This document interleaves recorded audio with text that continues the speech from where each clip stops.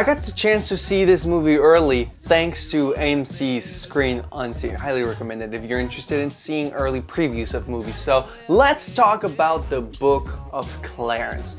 The Book of Clarence stars Lakeith Stanfield, who, let me just start off, he does a phenomenal job. Guy always kills every single role he's in. Love him as an actor. The narrative follows this character named Clarence, who finds himself in a predicament where he owes a lot of money to someone, and if he doesn't pay them in time, he will get crucified and killed. Just as he is facing this impending doom, he encounters Jesus and the 12 apostles, one of them being his own twin brother, Thomas.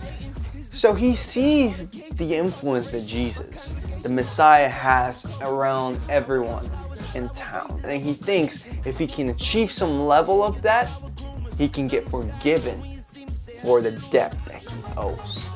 So he starts doing a lot of crazy things, like trying to become the 13th apostle and even trying to become the new Messiah for the people of Jerusalem.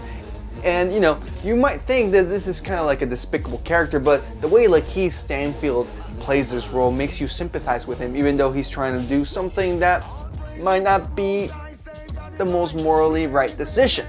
I really like the questions that the movie puts, because there's different moments in the movie where you're like, wow, like, why does he feel like this? I want to explore this more. I think the major flaw that this movie had was its pacing. Like I said, this movie does have a lot of great moments in them, but the movie kind of just flew past those great moments in the movie and sometimes stayed in moments that I thought could have been shorter way too long, which is gonna cause the movie to lose people in the middle, especially in the middle of the movie. It felt like they didn't let their ideas marinate. It had so many great concepts. This is probably one of the most creative biblical stories I've seen in theaters. Because when it comes to stories that take during biblical times or about biblical figures, it's almost the same formula. And I think the Book of Clarence does a great job at taking a biblically inspired story and twist it in its own way to make it feel fresh and original. I just really wish the pacing was better, because the pacing really will make people feel like the movie is boring at times, which is unfortunate because, again, the movie has incredible moments. That is just kind of my main issue with it.